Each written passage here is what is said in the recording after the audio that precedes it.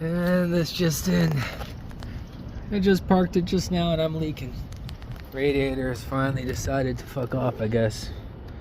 Right up in there. You can see the wetness right there. The same spot as before, but I guess now it's just, I can't fucking see it unless I get my camera in there, but hold on.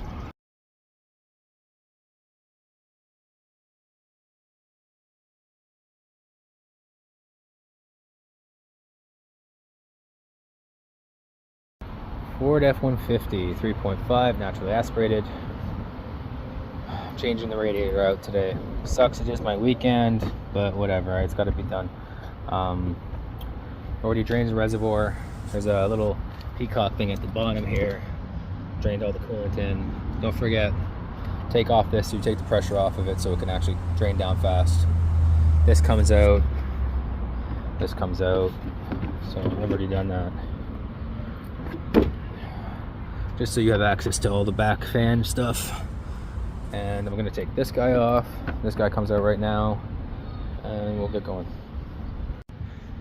Airbox out. This guy here disconnected from here. This guy.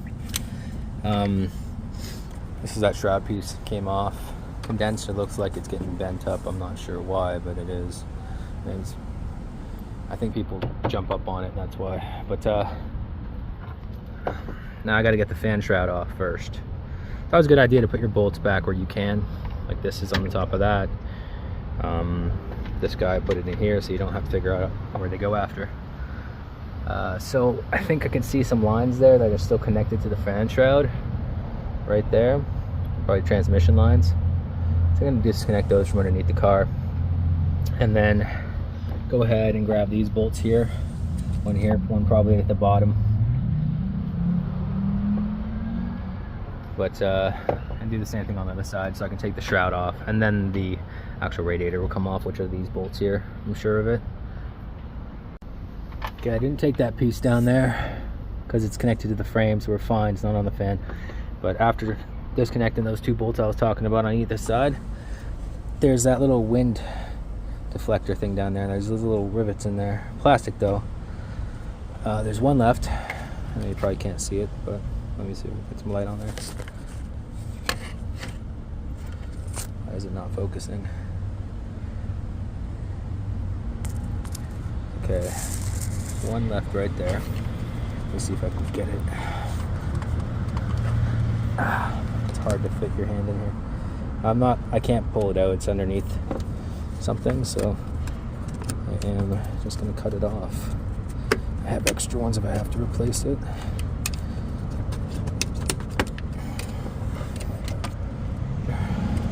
Should be good enough. Should pull this guy out.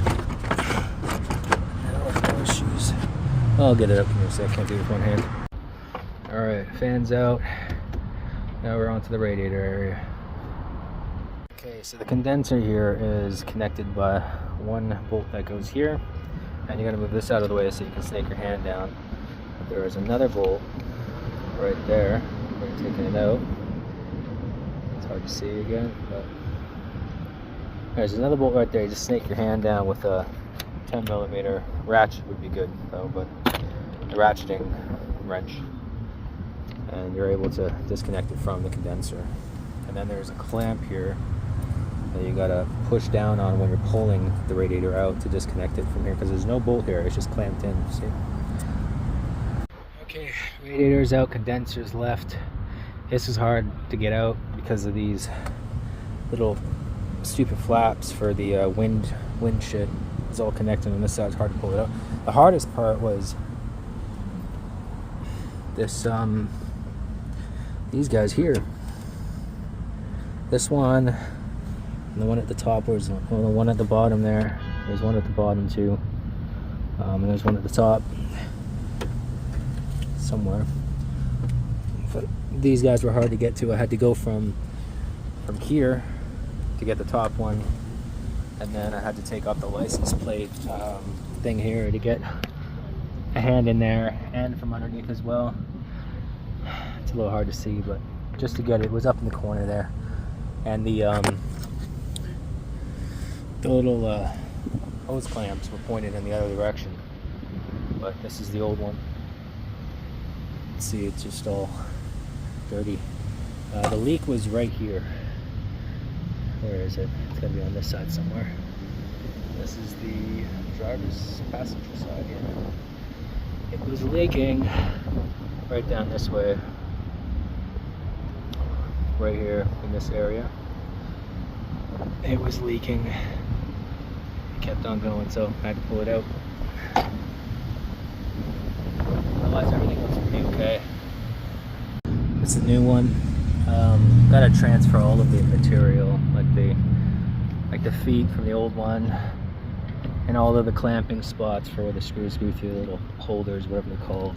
This one doesn't come all ready to go. They come with these guys here, and I got to put them all in the places that they go to. But yeah, let's get to it. Okay, got the radiator, wiggled it in there, got the feet in place first.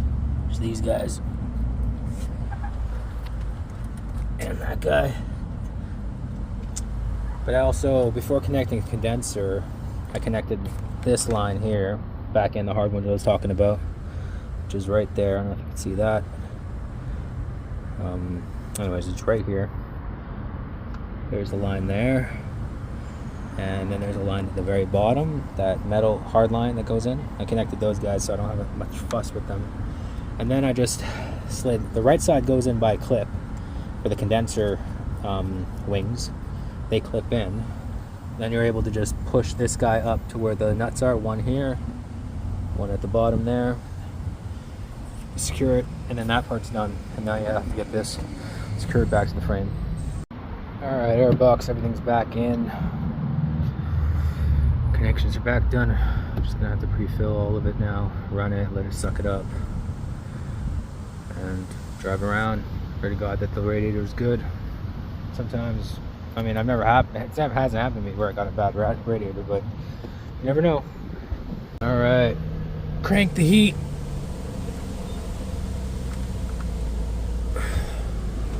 Crank the heat.